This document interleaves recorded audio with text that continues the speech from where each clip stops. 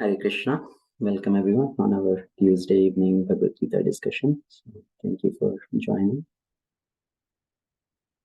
Om Namo Bhagavate Vasudevaya. Om Namo Bhagavate Vasudevaya. Om Namo Bhagavate Vasudevaya. Om Ajnanatimirandhasya Jnananjanashalakaya Chakshurunmilitam Yena Tasmai Shri Gurave Namaha Mukam Karoti Vachalam Pangum Langhayate Girim Yat Kripatamaham Vande Shri Guru Dinatarini Paramananda Madhavam Shri Chaitanya Ishwaram नमो विष्णुपादाय कृष्णप्रेष्ठाय भूतले श्रीमते भक्तिवेदांत स्वामीति नामिने नमस्ते सरस्वती देवी गौरवाणी प्रचारिणे निर्विशेषा शून्यवादी पाश्चात्य देशतारिणे जय श्री कृष्ण चैतन्य प्रभु नित्यानंद श्री अद्वैत गदाधर श्रीवास आदि गौर भक्त वृंदा हरे Krishna Krishna Krishna Hare Hare Hare Ram Ram Ram Hare Hare. Okay, Hare Krishna. Once again, welcome everyone. Thank you, Chitra Mataji, for joining. Thank you, Prasad Prabhu. Hare Krishna, Satish Prabhu. Thank you for joining. Hare Krishna Prabhu. Suresh Prabhu. Shalom Mataji. Thank you everyone for joining. So last time we were discussing Bhagavad Gita chapter 4. We talked about text 8 through 10. Okay, so text 8 is talking about the reason for Krishna's appearance in this world. Krishna comes to protect the devotees, to destroy the miscreants, to establish the principles of dharma. The real purpose is not to destroy the demons or establish dharma, but the real purpose of Krishna's appearance is to please the devotees. Anugrahaya bhaktanam, to give special anugraha on the devotees. So we talked at length about this particular topic. And then the next text which we talked about is the most quoted verse by Srila Prabhupada, and the secret how to avoid entering into the womb of another mother. What does Krishna says is, somebody who knows my activities and my appearance in this world, janma karma chame divyam evam yuveti tatvatah tyaktva deham punarjanma na eti mamiti so Arjuna. So somebody who understands my transcendental appearance and activities in this world, upon leaving his body, he does not take another body, another birth. He attains to my supreme abode. So that is a secret to avoid getting another birth, avoid getting shelter in womb of another mother. So we need to understand Krishna's activities, his various appearances in this world in Tattva, without having doubts in the Leelas of the Lord. Why does Lord this? Why did Lord do that? So not having those doubts, understanding in Tattva. And then text number 10. What was text number 10? Anybody remembers? Vitaraga Bhaya Krodha. Bhitaraga Bhaya Krodha. So even though the result of knowing Krishna is so great, but then what is the reason that we are not able to accept Krishna? That is because of our attachments, because of our fear, because of our anger or frustration for trying to understand the spiritual path. So there are so many attachments in this material world. Because of that, we are not able to take to the process of Krishna consciousness seriously. There are so many fears. The fear we discussed about fear of getting another form, even the spiritual form, because we relate any form to be the cause of suffering, and we think, okay, I have to get another form in spiritual world also, and spiritual form also we think there will be some limitation, there will be some suffering associated with that. And then frustration, anger, because we have been frustrated with so many different theories, different philosophies, maybe encountering some bogus sadhus, bogus gurus. And because of all these frustration, we have given up our faith in the process itself. So there is so much frustration, so much anger in that. And because of all these things, bhita, raga, bhaya, krodha, attachment, fear, anger, we are not able to take to the process seriously. So I was asking a couple of weeks back, I asked this question: who is considered as the most independent country? Anybody who was present that time? So don't answer. Whoever was not there that time, let's see, unless they heard the recording. So who is considered as the most independent country or the most independent set of people?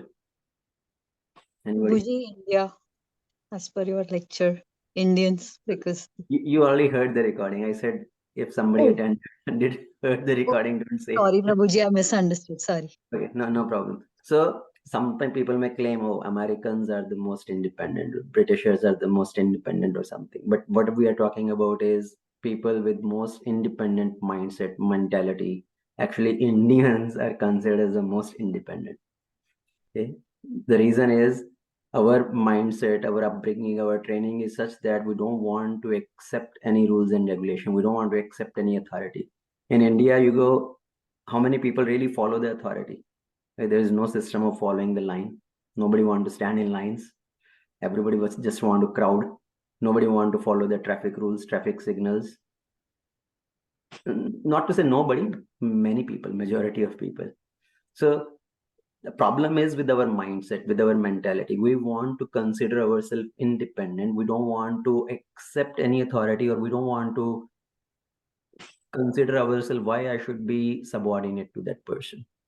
So because of that independent mentality, even when we come in Krishna consciousness, we are, because so much conditioned with that independent mindset, we don't want to submit to the process. We don't want to submit to the authority. We don't want to submit to a particular person to consider as our mentor, our guide, our guru. So that is the reason, because of such conditioning, because of our previous conditioning attachments, we do not take to the process seriously. So now the next verse is actually very, very important verse, very famous verse also. Again, very frequently quoted verse also. So we'll read that text number 11.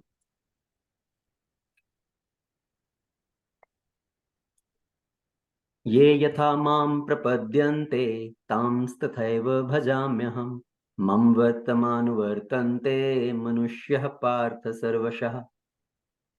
Anybody will like to recite this verse?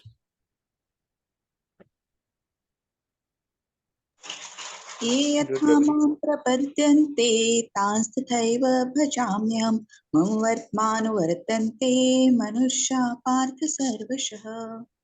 Okay, thank you, Mataji. Anybody else? Any Prabhus? Okay, Prabhuji, I'll try it. Ye yatha mam prapadyante tam tathaivam bhajamyaham mama vartmanu vartante manushya spartha sarvasha. Okay, thank you, Suresh Prabhu. Rahul Prabhu, please go ahead. ये यथा मम प्रपद्यन्ते तं तत्त्व भजामि अहं मम व्रतं मनुवर्तन्ते मनुष्य Partha सर्वसम्. Okay, thank you, Rahul Prabhu.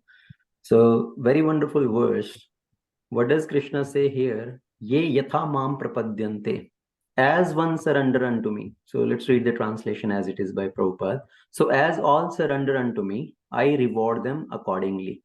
Everyone follows my path in all respect, O son of Pratha. So ye yatha mam prapadyante. As one approaches me, as one surrender unto me. Tams tathaiv bhajami aham. Very significant word here, bhajami. What is the meaning of bhajami? See, we sing this prayer, right? Govindam Adipurusham Tamaham Bhajami. What is the meaning of bhajami? Prabhuji, prayer, but for Krishna using bhajami is kind of very strange. Yes. Like I'm worshipping. Yeah, But so Krishna here says, as using somebody approaches me, I also worship them accordingly. As somebody surrenders to me, I also worship them, I also reward them accordingly. If we look at the meaning here. So, tams tathaiva bhajami aham. So, very, very important point to understand here, the principle of reciprocation. So, we know many laws, right? The law of gravity, the law of thermodynamics and all that. And in the material world, people say law of attraction. So law of attraction also, how this law of attraction and law of repelling also works. Love at first sight, divorce at first fight.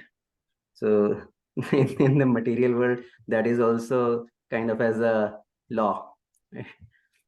But here, what we are talking about, the law of reciprocation. So what is this law of reciprocation? And this is not simply with Krishna, how Krishna is reciprocating. This law of reciprocation, if we see, is very common among people in general also. If you look at your situation at the workplace, there also this law of reciprocation works. If you look at your family relationships, this law of reciprocation works. You look at your social circle, your friend circle, this law of reciprocation works. And then when we come in our spiritual practice, this law of reciprocation work, how we treat other devotees, how we consider our kind of our superiors, our mentors, and then how we are with Krishna, this law of reciprocation, right? Krishna is saying, how I reciprocate accordingly. So in work, this law of reciprocation works or not? If you don't go to office, is your company going to reciprocate with you? Nicely, still giving you nice salary, nice bonuses, nice increments year after year. So if you put a lot of hard work, if you finish your deadlines, if you make sure you are finishing your work nicely, then your company, your employer will also reciprocate, right? They will give you some bonus at the end of the year and maybe consider you for a promotion or for the raise in salary. So law of reciprocation is there in our workplace. Then in our family relationships between parents and children, this law of reciprocation work. If a father has 3 children, 2 children are settled outside, they hardly come, they don't even bother to call parents, and there is a one son who is staying with parents, taking care of parents.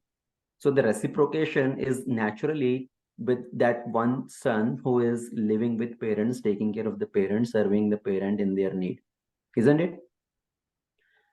Then with your friend circle, this law of reciprocation work there also. If you go to your friend and you are ringing the bell, your friend doesn't even come and open the door, doesn't even answer your phone calls ever. How long will you continue to call that person or to go visit that person? Then you will also start to distance yourself, right? Maybe this person is too busy or he doesn't want to keep the friendship. So that is law of reciprocation. Then again, when we come to this practice of Krishna consciousness, how we are taking our commitment towards the superior devotees, senior devotees, our temple leaders, our bhakti vriksha leaders, so that law of reciprocation work there also. If we don't even come and show our face we come once in a while, we come once in 3 months, then how much is the reciprocation going to be there? People will come and go definitely, and people who are very eager to advance in Krishna consciousness, so our superiors are going to focus more, give their attention, give their time more in that person. That's very natural. So we need to understand how this law of reciprocation work, and what Krishna is saying here, ye yatha mam prapadyante tams tathaiva bhajami aham. As one comes and reciprocates with me, surrenders unto me, I also reciprocate with them accordingly. So now look at different scenarios of different type of people who come and approach Krishna. See, there are Brahmavadis, right? Brahmavadis means who are attracted towards the impersonal form of the Lord. They have not much attraction to the personal feature of the Lord. Their goal is to merge into the impersonal Brahman, the Brahma Jyoti, the light. So Krishna says, okay, these people who want to just merge into my impersonal effulgence, what do? So I give them the provision that, okay, you don't accept my form, my activities. They accept, their understanding is Krishna's form activities are Maya. So I make their form and activities into Maya. At the most, what Krishna will give them, absorb them in his effulgence. Okay, you want to absorb in this effulgence, just keep hanging here on the rays of my effulgence. So ultimately, how long somebody can stay there? So somebody does not believe in Krishna's form, Krishna's activity, consider it to be Maya. Krishna make their form and activities into Maya. And then there are pious materialist people who are just pious people. They want to go to God to fulfill their material desires. Okay, I'm putting $10 in hundi. Please give me this benefit. Give me $10,000. So Krishna says, somebody is coming to me for material desires. I may grant their material desire to some extent based on their karma bank balance, and they will continue in this material world. And then the devotees, so devotees who understand that Krishna's form and activities are eternal, Krishna says, I make their form and activities also into eternal. So Krishna take them back into the spiritual world where they get a form which is eternal, and they are performing eternal Leela with Krishna there in the spiritual world. So Krishna reciprocate accordingly with different classes of people. Now there are so many different examples of Krishna's reciprocation in the scripture, either in the form of Lord Ramachandra, in the form of Lord Krishna, in the form of Lord Nrsimhadev. So there are so many examples of Krishna's reciprocation. And Krishna's reciprocation is not quantitatively, it's more about qualitatively. Okay, it's not that I give 5% to Krishna, then Krishna also give 5%. So Krishna's reciprocation is not mathematically in that way as a quantitatively. It's more about qualitative. And how Lord reciprocates? Krishna says, Ye yatha mam prapadyante. And for that purpose, Krishna awards to the extent how somebody is approaching Krishna, to what extent somebody is surrendering to Krishna. It's not that Krishna will award equally to everybody. Otherwise, if Krishna was to award equally to everybody, then there was no need of karma principle also. Right? No matter what somebody does, they will be awarded equally. Like in this world, sometime the communists propose that all the wealth of this world should be divided equally among everybody. Right? So then there will be no problem of poverty, no problem of hunger. So take the whole wealth of the world and divide equally. How does that idea sound? For some people, that idea may sound like a genius idea. Oh, that's best. That will solve all the problems of this world, all the poverty, hunger, all these problems. Everybody will become equal. So once economic professor, he was discussing this idea of communist in the class, in his economy class, that this is how the communists propose this idea. And some of the students said, yes, that's a very nice idea actually. Right? It will solve all the problem. And the professor said, let's implement this idea in our class. So from now onwards in the exam, I will take the scores of all the students, sum up all the score and divide by the number of students and award equal score to everybody. So students said, yes, that's good. Let's try that. So in the next exam, next test, the professor took the average of all the total score and assigned the score. Now all the students got B grade.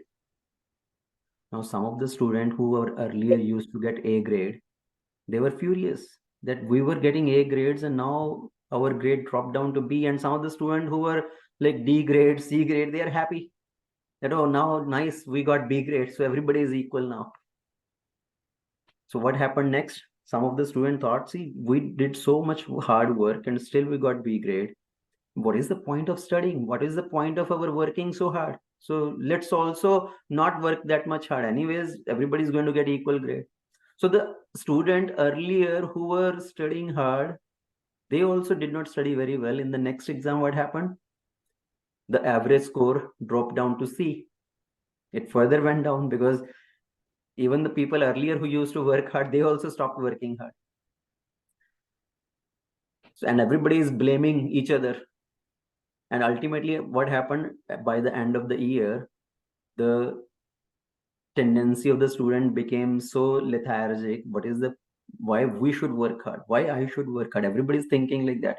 And ultimately, what happened at the end of the year, everybody got F grade, failed.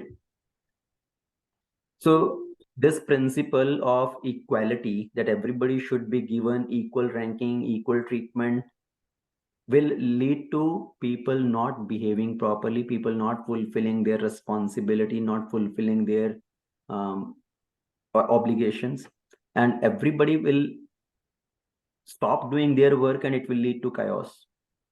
So that's why Krishna has set up a system of law of reciprocation. The law of karma is also part of law of reciprocation. The way somebody will behave in this world, accordingly they will reap the result. So in terms of coming to the devotional process, also this law of reciprocation work. So Krishna's reciprocation with Sudama.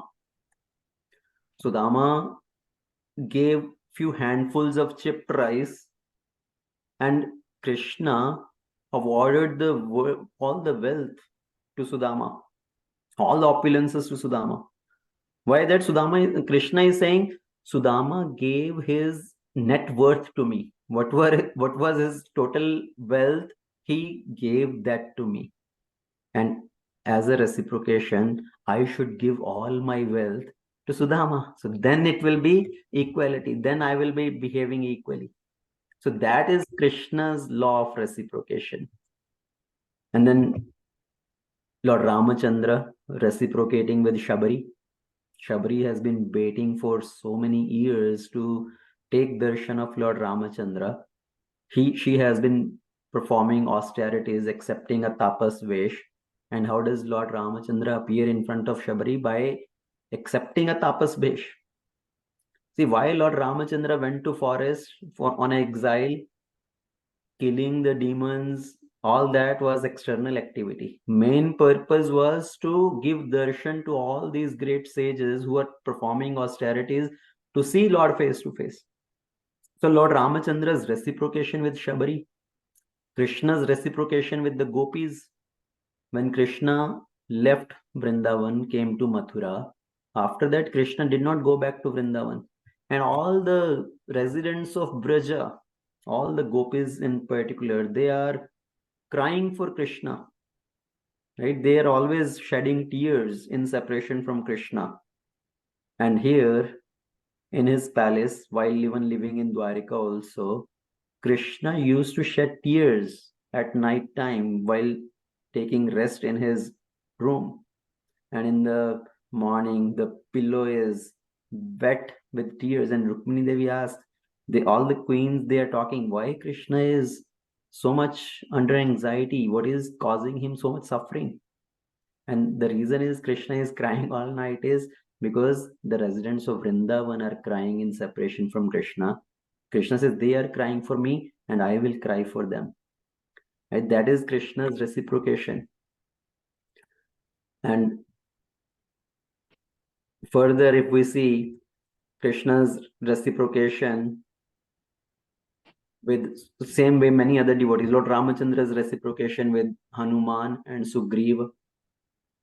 So just quoting few examples here in scriptures, when somebody comes in the process of bhakti, how Krishna reciprocate is as per the level of surrender of somebody. And Krishna is using the word bhajami. I worship them. Because Krishna says, there is no way I can pay back my debts. Lord Ramachandra tells Hanuman, for one particular activity, he says, see,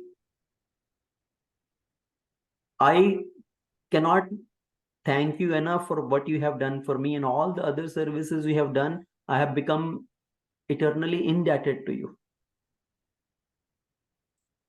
So that is if we are serving Krishna. But on the other side, if somebody is trying to cheat Krishna, so then what is Krishna's reciprocation? Then also Krishna says, I reciprocate accordingly. So if somebody try to cheat Krishna, Krishna says, I am the biggest cheater. Like Krishna's pastime of reciprocating with Hiranyakashipu. Hiranyakashipu wanted to cheat. He took so many boons. I should not be killed in this way, that way. But then Lord Krishna came as Lord Nrsingadev and still ripped apart the chest of Hiranyakashipu. So if somebody tries to cheat Krishna, Krishna says, I am the biggest cheater. Who can cheat Krishna? Krishna can be more deceitful than any mere man. If Krishna chooses to deceive a man, then no one can surpass him in his deceit. So his greatness is not simply one-sided, it's all-sided. So when we come in the process of Krishna consciousness, if one has the desire to get name and fame, then Krishna says, okay, you stay here and get famous, no problem. But if somebody has desire to serve Krishna only without any personal consideration, who only glorifies Krishna, who works to spread Krishna's glory, his fame, then Krishna by default make that person also famous. Even though that person, the devotee, does not want to become famous, but Krishna spreads the fame of that person. Like Srila Prabhupada. Like Srila Prabhupada worked so hard to spread the glories of Krishna throughout the world. And Krishna made Srila Prabhupada famous. Prabhupada wrote so many books glorifying Krishna. And then Krishna made the devotees write Prabhupada Leela Amrit to glorify Srila Prabhupada. And so many other examples are there of any other great devotees like Tukaram, Mirabai, Narsi Mehta. So all these great devotees, because they glorified Krishna's name, form, qualities, and Krishna spread their fame. And though sometimes people may claim that, oh, Krishna is partial towards his devotees. He reciprocate with his devotees, but not in general with other people. He always favors his devotee. He always favors the devatas and harms the demons. But Lord says, Samah sarveshu bhuteshu. I am equal to all. What is his equality? Equality is in terms of giving equal opportunity to everybody. Krishna is not having grudges upon somebody, or this person has not served me for so long, so now that person will be doomed to hell for eternity. No, Krishna provides equal opportunity for everybody if they want to turn towards him and return back to eternal home. Krishna has not made any reservation that only Brahmanas can come back to me. And he doesn't condemn other people to suffer in this material world eternally. So just like a father may be more favorably disposed towards his son who is obedient, who is more responsible, but nonetheless the father loves all his children, cares for all his children. But yes, he is more favorably disposed toward his son. So same way Krishna, he loves everybody. He makes arrangement for everybody. He has been providing the basic necessities of life for everybody. But when it comes to devotees, yes, Krishna says, I offer special care for my devotees. So just like in general, when there is no question of devotees, when there are no devotees, people in general who are doing their activities, they are reaping the result based on the law of karma. But when it comes to devotees, Krishna says, I am, so what is that statement?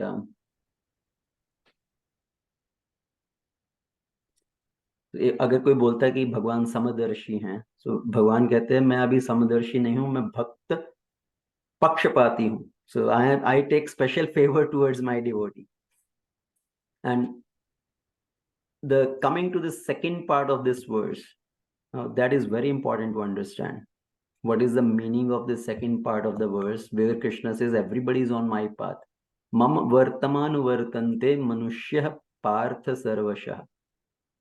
Everybody follows my path in all respect. So what does that mean? Sometimes people misinterpret that to say that ultimately all path lead to Krishna, right? Krishna is saying all paths lead to me. So does it really the fact that actually means all paths lead to Krishna? The real meaning what Krishna is saying, everybody is on my path, not that all paths lead to Krishna. Sometimes people quote this saying, Akasham patitam toyam yatha gachanti sagaram sarvadeva namaskaram keshvam prati gacchati. That as the rain falls from the sky, ultimately falling through the rivers and all, ultimately it will reach to the ocean. So same way, no matter what path you follow, which devta you worship, sarvadeva namaskaro keshvam prati gacchati. Ultimately, you are paying obeisances to Keshava. Ultimately, you are serving Keshava. So is that really so? So even though, yes, if somebody puts a bucket of water in the river, that water may reach the ocean, but it does not mean the person who is putting the water, the bucket of water, that person will reach the ocean. So same way, somebody is offering or serving any other Devi Devatas, worshipping any particular Devi Devata. Yes, ultimately their worship in some form or aspect may reach to the Supreme Lord, but that worshipper does not reach to the Supreme Lord. Because Krishna himself tells in Bhagavad Gita, somebody who worships the demigod, they go to the abode of demigod. Somebody who worships the ghost and hobgoblins, they go to their planet. Somebody who worships the Pitra, they go to the Pitra Lok. If everybody ultimately reach Keshava, then why Krishna has to say this particular point, that the result one attains is based on the path they follow? If all paths lead to Krishna, then how to understand this particular verse? But Krishna is saying two different paths means two different results, two different goals. If whatever one does ultimately come to Krishna, then what is the point in doing anything anyways? Why Krishna has to speak this Bhagavad Gita to Arjuna? Whatever Arjuna does ultimately will come to Krishna. Why Krishna has to speak this thing? So how to understand that all people follow my path? Because somebody are practicing bhakti, somebody are atheist, somebody is a Mayavadi. So how to understand that Krishna is saying everybody follows my path? Any ideas? Anybody will like to share something?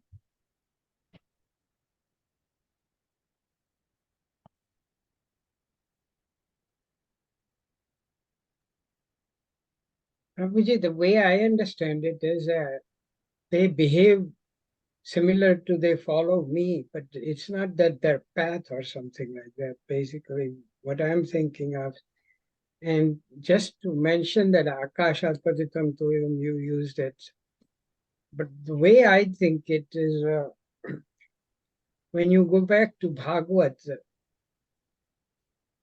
Ekoham Bhaushyamah, and that's the way they started. Everything ends up with him. Even in Pralay, you end up with him. But the time when you end up could be very big difference. Like if you are following the water. Yeah, ultimately, after I don't know how many millions and after millions. so many, yeah, maybe ages, you would, and eventually it would all, because he's the ultimate goal. And so what I was thinking is, Mama, the way we still directly or indirectly, intuitively, we follow certain principles of Loka Sangraha or whatever you call it. You follow the way the people who really like leaders and the great people, Loka Sangraha. That's the way the people, most of the people follow. Some people don't. That's the way I understand it, Hare Krishna. Okay. Hare Krishna. So the way I kind of reflected on this particular point, how to understand that everybody is on Krishna's path. If we see what is Krishna, he is Anandamaya Abhyasat, right? He is the supreme bliss. And in this world, what is everybody looking for? Everybody is looking for happiness. So in this world, everybody is looking for happiness, and Krishna is the source of all the happiness, all the attraction, all the beauty. And whatever we are looking in this world, Ultimately, in one way or another, somehow directly or indirectly, we are on Krishna's path. We are seeking out that happiness. We may be seeking out that happiness in the wrong way. Now, in the objects, we are seeking out that happiness. Are those objects taking us towards Krishna, or all those objects taking us away from Krishna? That's a different point. So just like, are we moving in the positive direction or negative direction? We may be at the axis 0, 0, right? On the scale, you are at 0. You are going in the negative scale or positive scale. That's a different matter. But ultimately, you are on that path. So the reason Krishna says everybody follow my path, everybody is looking for happiness. Some people may be looking for happiness in the wrong place, in the wrong objects. Somebody is looking for happiness in liquor. Now, is that liquor taking him towards Krishna or taking that away from Krishna? That's a point to understand. That's the point to think. So ultimately, everybody is on the path of Krishna. Slowly and steadily, they will come to the understanding that how they can find the ultimate happiness. If somebody surrenders to Krishna, then Krishna does not see their fault. He even see the minutest good quality in that person. Just like the example of Putana. Putana came to kill Krishna. And Krishna did not say, oh, you gave me poison, so I will also give you poison. That is my law of reciprocation. But Krishna saw the minutest quality of her as a motherly affection. So Krishna awarded that destination to Putana. So if somebody approaches Krishna, Krishna does not see the fault, but the minutest good quality. Like we say, Lord Jagannath. Jagannath has big round eyes. What does that represent? It represents like a magnifying glass. So with that magnifying glass, Lord Jagannath is looking at the slightest good quality, the minutest devotion in one's heart. So that's why in this world, even if somebody is looking for material opulence, or somebody is free from any desires, somebody is desirous of liberation, in all situation, one should approach Krishna. That's why Prabhupada quotes this Bhagavatam verse here. Akama sarva kamo va moksha kama udaradi tivrena bhakti yogena yajeta purusham param. So either somebody is free of desire, full of desire, desirous of moksha. In all situation, one should approach the Supreme Lord Krishna. So either we have infinite longings or we are longing for the infinite. Ultimately, Krishna will award. So now the question may come that if all the people are on Krishna's path, then why don't they worship him directly? Right? Why they go through so many other different processes, different Devi Devatas and all that? If everybody is on Krishna's path, then Krishna answers this question in the next verse. So let's read text 12.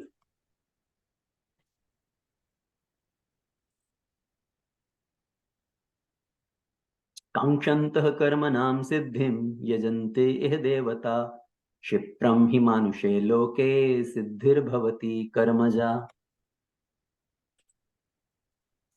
Men in this world desire success in fruitive activities, and therefore they worship the demigods.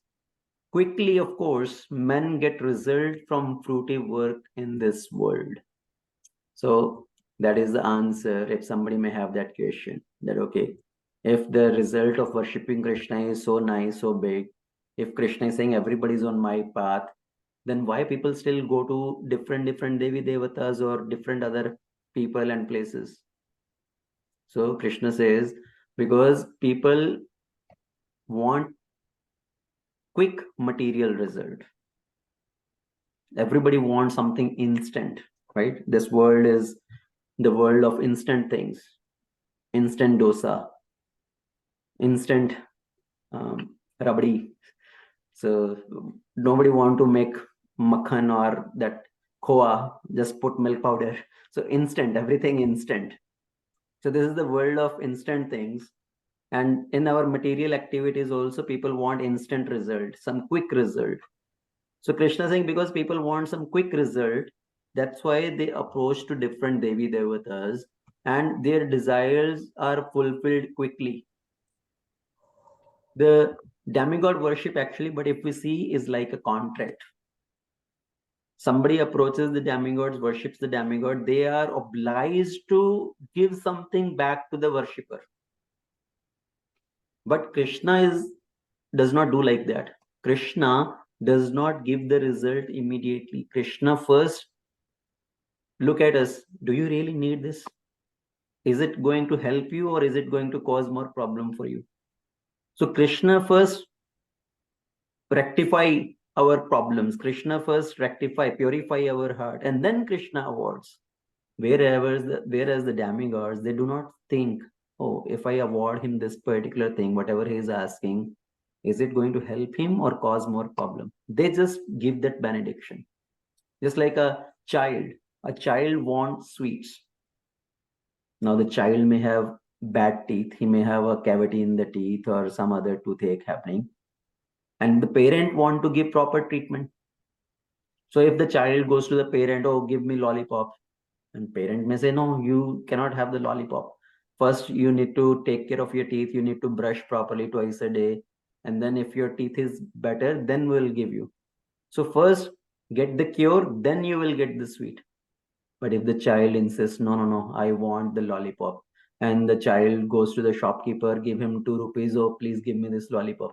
Now the shopkeeper is not going to ask, beta, are your teeth all right?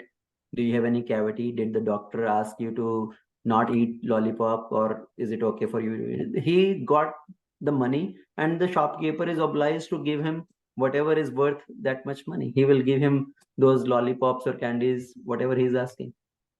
So same way the demigod worship is like that. People approach the Devi Devatas for various of material desires, and being satisfied with their worship, they are obliged to give them the due result. And the result given by the demigods are not permanent, they are temporary in nature. So here Krishna is just giving a very brief description of this particular point of demigod worship, why people approach demigod. But in the 7th chapter, also in the 9th chapter, Krishna is going to speak more detail about this topic. So the result given by the demigods are not permanent. Demigods themselves are also not permanent. So sometimes people think all the various demigods are the various forms of the same Supreme Lord. Actually, that is not true. The various demigods are not the different forms of the Supreme Lord. They are the different part and parcels of the Supreme Lord. They are the various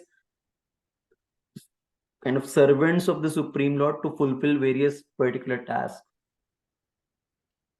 Like in the universal government, or in this country's government, there are different ministers who are assigned different departments. So same way in the universal government, these different Devi Devatas are assigned different affairs of this cosmic manifestation. And their posts are also not permanent. Like the Surya, Chandra, Indra, Varun, all these are posts, and somebody is occupying that post. In our country's government, somebody is occupying the post of Home Minister, Health Minister, Education Minister, Finance Minister, and that is a post. Somebody is occupying that post, and somebody will stay in that post for a period of 4 years, 5 years, and then again the new election will happen. But the universal government runs for much longer time, and it seems, from our calculation, it seems like permanent, because it's such a long duration relative to our life duration. But even the universal government changes, and every manvantara, the new set of people are assigned into these positions also. Somebody else occupy the position of Indra, somebody else occupy the position of Chandra or Varun and all that. So there is a very nice story actually related to this point. Once Indra was constructing a big palace for him. and he has assigned Vishwakarma to manifest a huge palace for him. So Vishwakarma is working and working, and Indra's requirements, his demands are so much that Vishwakarma is getting frustrated. And Lord Vishnu comes to that scene, and Lord Vishnu asks Indra, so how many Vishwakarmas have you appointed to construct this palace for you? And Indra is a little confused. What is the meaning of how many Vishwakarma? Isn't it only one Vishwakarma? Is it not only one Indra? And so everybody is all these different demigods. They're just one, right? One Indra, one Vishwakarma, one Surya, one Chandra. So actually at that time, Lord kind of manifested his power, and a row of ants was coming there. Indra saw this row of ants and he was surprised. How come ants here in Swargaloka? No ants here. And from where did these ants come? And Lord Vishnu told, you see these ants? Actually, all these are the souls who have occupied the position of Indra first. So there have been so many Indras, and the previous Indras, they are now become ants. And Indra was so much surprised. Even after becoming Indra, somebody can become ant also, such an insignificant creature. And at that time, Lomas Rishi also came there. And this Lomas Rishi, he had some hair on his chest, a round circle of hair on his chest. Some of the hairs are missing, and he is carrying a mat on his head. And Indra asked, you have these hairs, the round circle here, but some are missing. What is the secret behind that? And Lomas Rishi said, I have a very long duration of life. In one Manvantra, like duration of Indra, the whole life duration of Indra, in one Manvantra, my one hair will fall. And when all the hair will fall, then I will die. So that much is my life duration. Indra was surprised. So much big life duration. So, and then what is this mat you are carrying on your head? He said, see, this is the mat. Wherever I go, I put this mat and sleep, because I think this life is so short. What is the use of constructing a hut for me? What is the use of constructing a home for me? Why to waste so much time? This life is so short. Let me utilize this life in service of the Lord. So wherever I just go, I put this mat and sleep there. And if it is raining, then I just keep that mat on my head to cover my head from the rain. And Indra was surprised that this Lomas Rishi, whose life duration is so huge, even he is saying life duration is so small. And then what to think of me? And I am utilizing my whole time in just creating all the opulences for myself. So this whole story is to depict that even the life duration of the demigods is very short from the relativity of eternity. From our relevance, from our relativity, it may seem very large, but ultimately the demigods also have to give up their position. So their results are also temporary, their positions are also temporary. And Krishna, even though he also rewards if somebody approaches to Krishna, but Krishna wants us to have material things not in a way to increase our illusion, but after purification. And sometimes people approach some other powerful materialistic people also in this world, some big politicians, some big businessmen, and they do bootlicking to get something done. Sometimes people will claim some sadhu, some baba to be God, and they will give so many reasons. Oh, such and such baba, he is God, he is the incarnation of God. And there will be a book compiled, 100 reasons why this person is God. And there are some stories entered. Oh, how somebody prayed to Baba and their desires were fulfilled. And then that's why all the people started claiming this person to be God. So yes, maybe some people are there who approach that person, and in due course of time, because of karma, some desires are fulfilled. The God sanctioned their desires based on their karma. But they think because I approached this Baba, that's why my desire got fulfilled. But at the same time, there may be another thousands of stories.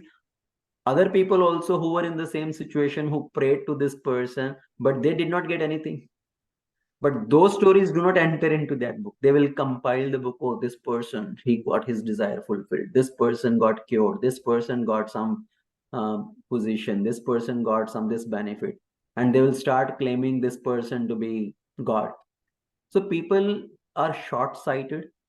They cannot think of the permanent solution. They approach the powerful people in this world. They approach some so-called God man, but they do not want to approach the Supreme Lord because they want to take shortcuts. They want to just get some quick results within this world. And that's why they do not want to surrender to the Supreme Lord. So after describing this, that why not everybody comes to Krishna, because they want some quick benefits. Then Krishna says further in the next text, another very important point, that everything actually in this world, all this division of society is created by me. Chaturvarnayam maya srishtam gunah karma vibhagashah tasya kartaram apimam vidhai akartaram avyayam. According to the three modes of material nature and the work associated with them, the four divisions of human society are created by me. And although I am the creator of this system, you should know that I am yet the non-doer, being unchangeable.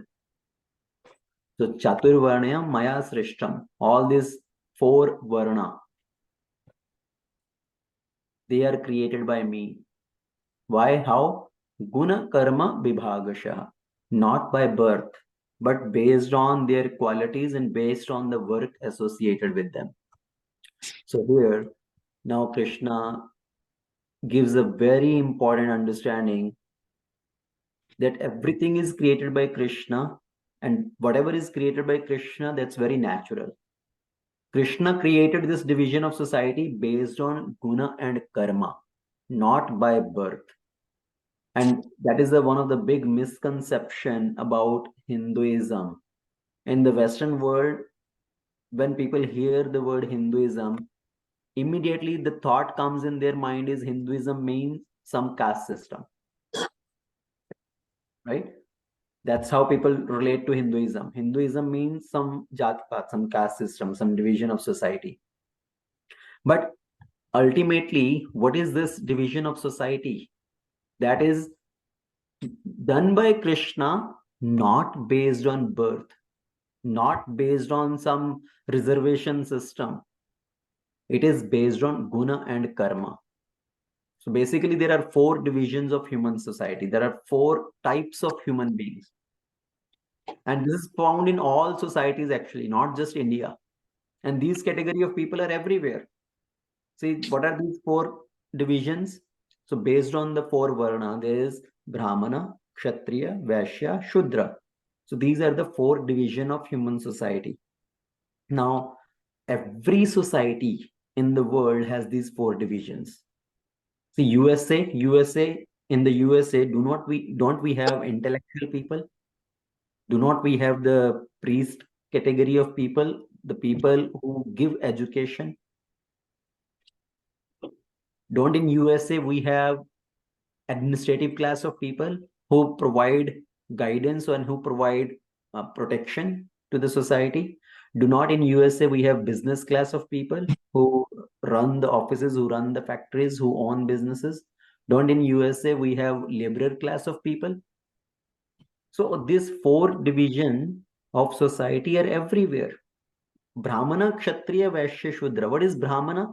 Brahmana means somebody who is more interested to learning and passing on that learning to others, right? Learning himself, understanding himself, and giving that knowledge to others. That is Brahmana.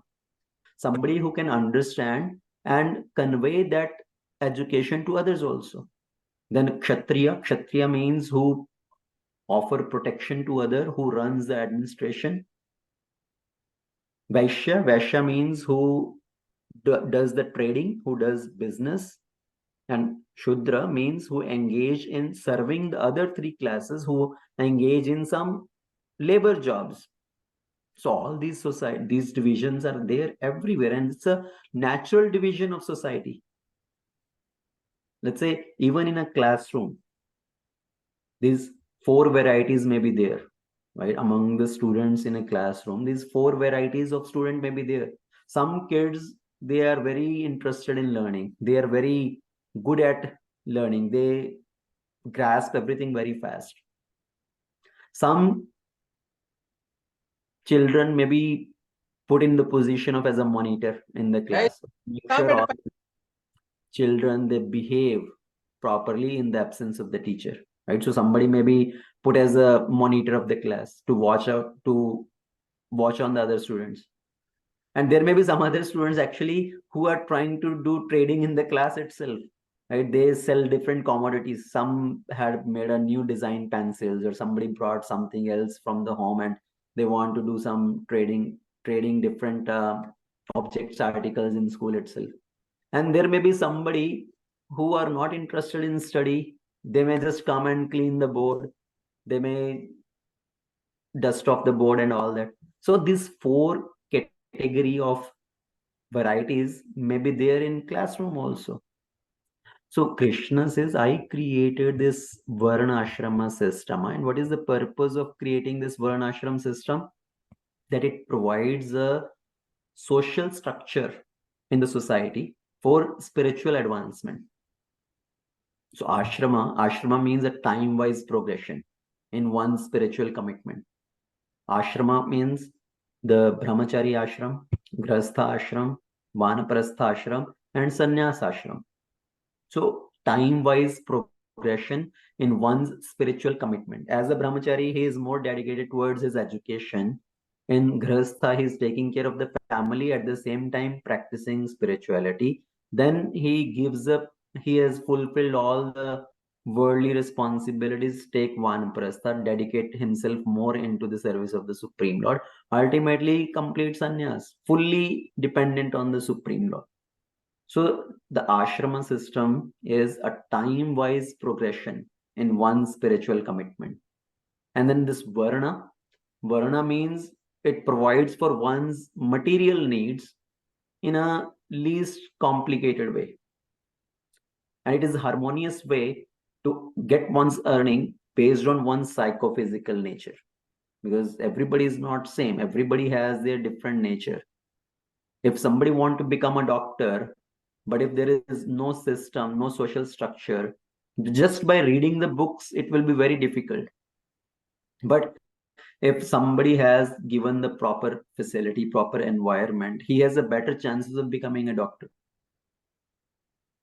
Okay, so if the father is a doctor, mother is a doctor, the child born in their house, he has more chances of becoming a doctor. But there's no guarantee. It's not guarantee that father, mother are doctor, the child will also become a doctor. But there are better chances. He has the better facilities and the proper infrastructure to help him become that. So same way, when a Brahmana and a Brahmani, they unite in the right consciousness, they attract the similar soul in their house as their child, and the child is raised in that particular environment, then one has the better chances of developing that Brahmanical qualities. But it does not mean that by birth somebody becomes a Brahman, or by birth somebody becomes a particular profession.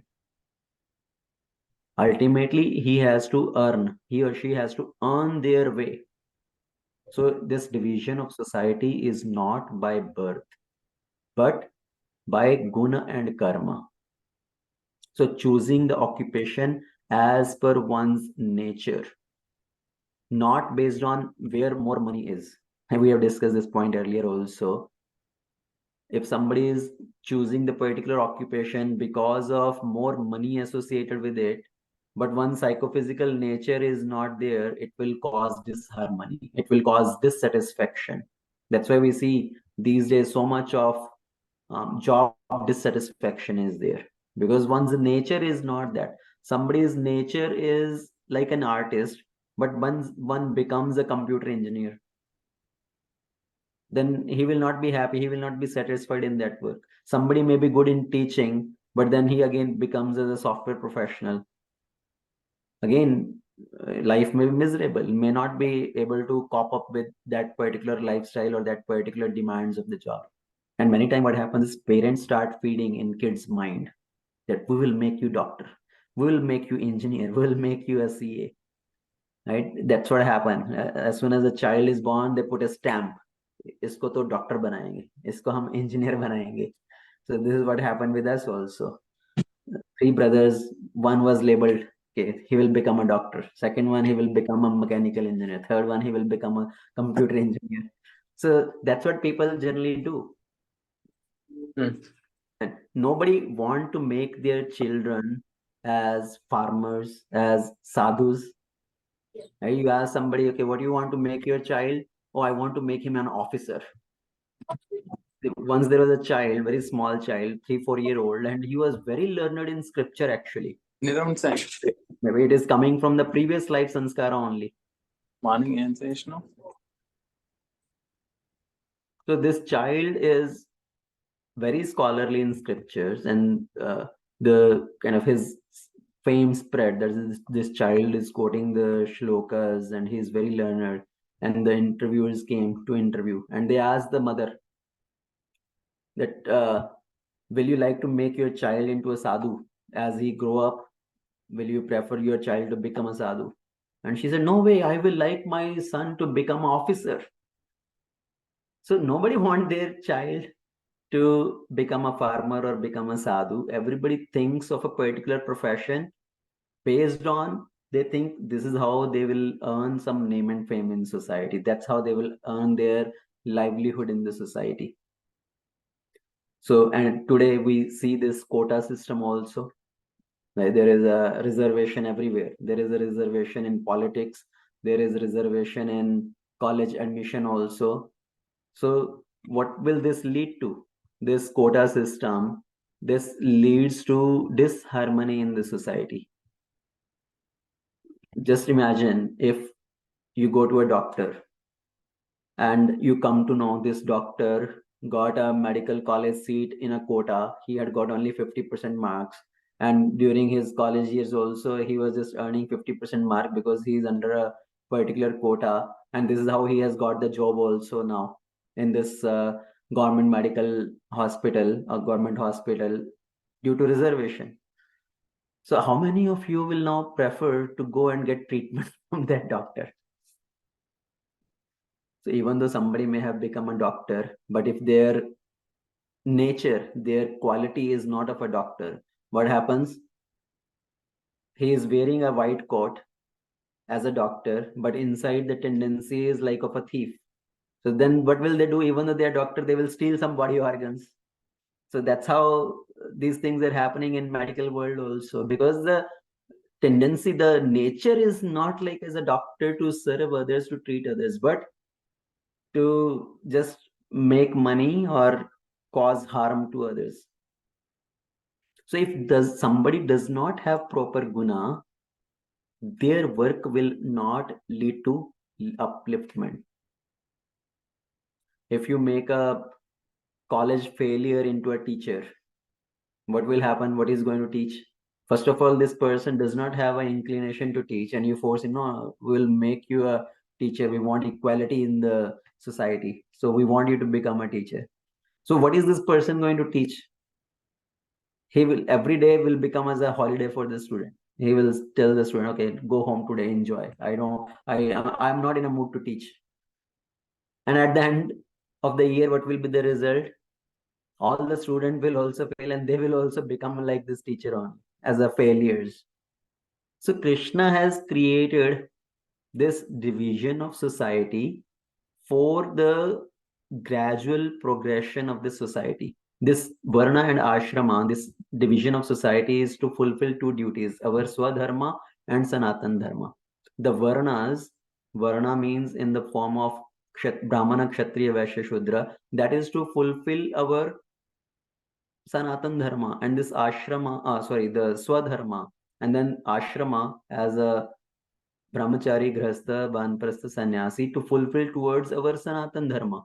It's surrendering to the Supreme Lord while living in this particular phase of life also. Ashrama is not like something we think of going to the forest and we see some kutia or something. Ashrama means wherever we are, taking shelter of the Supreme Lord. Grahastha ashrama, graha sthite ashrita. By staying in the home, taking shelter of the Supreme Lord. That is grahastha ashrama. So ashrama means where somebody is taking shelter of the Supreme Lord. Otherwise, the graha, it becomes like a forest. Right? We call bhavan. Bhavan means when Bhagwan is the center, then that house becomes like a bhavan. But if Bhagwan is not the center, you remove that bha from the word. What is the remaining part? One. And who resides in the one in the forest? Animals. So if Krishna is not the center of our life, then our life becomes like as a animals. So Krishna has created this progression, this division of society for the harmony of this society, for the gradual upliftment of the living entity.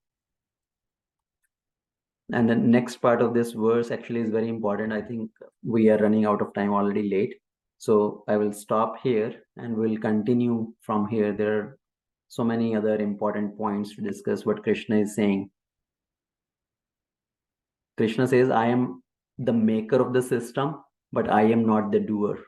And the next set of verses also, Krishna is emphasizing on that point. And we'll discuss this point in the next session, in the next discussion.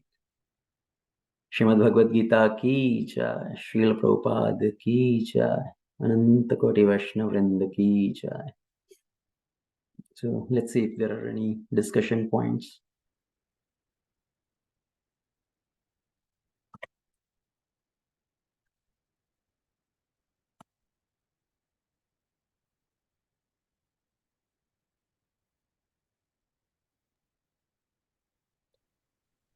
What is this Brahma Jyoti, Prabhu?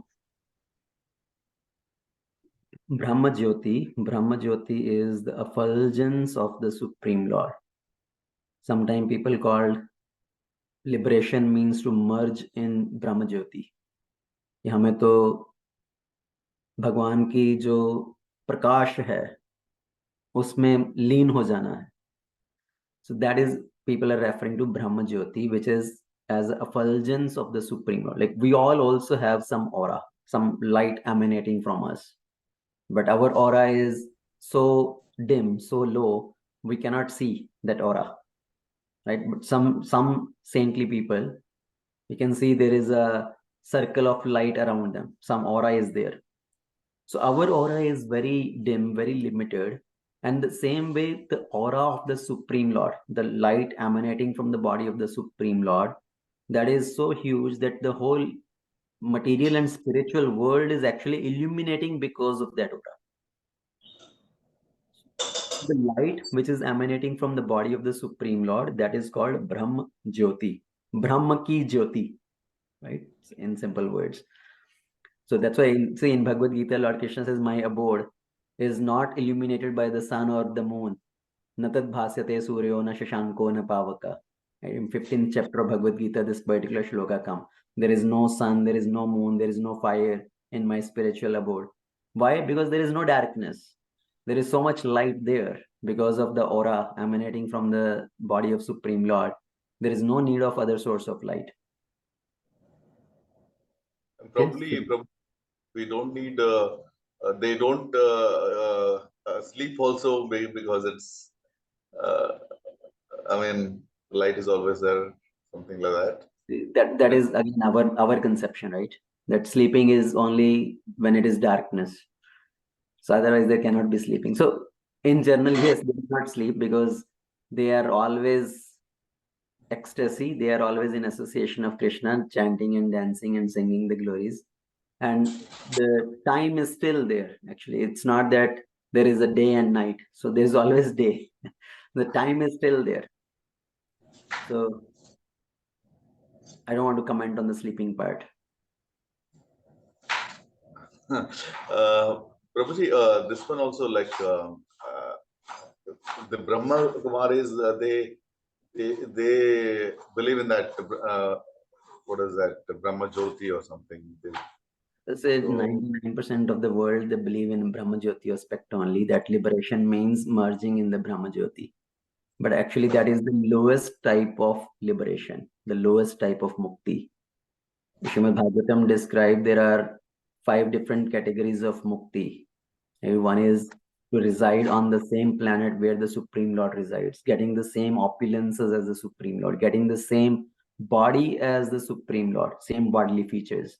So Sayujya Mukti, Sarupya Mukti, Salokya Mukti.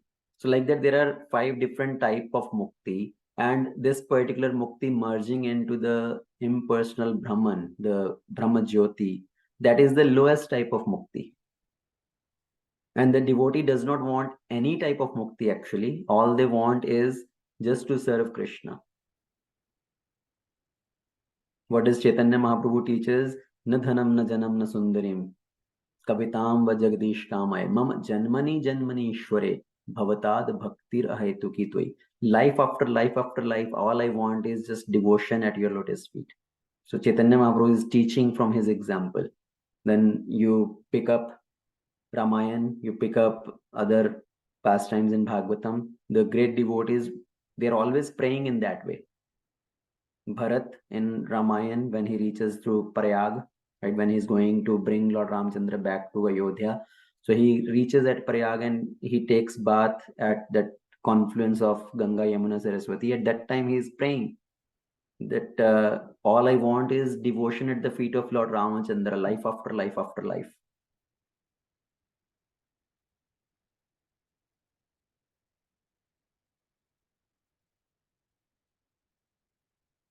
Okay.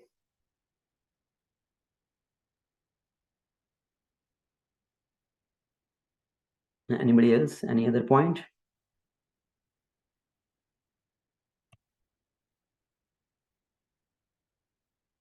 If not, then we will end it here. Thank you very much for joining and stay till the end. Srimad Bhagavad Gita Ki Jai, Srila Prabhupada Ki Jai, Ananta Koti Vaishnava Vrinda Ki Jai. Hare Krishna. Hare Krishna. Hare Krishna.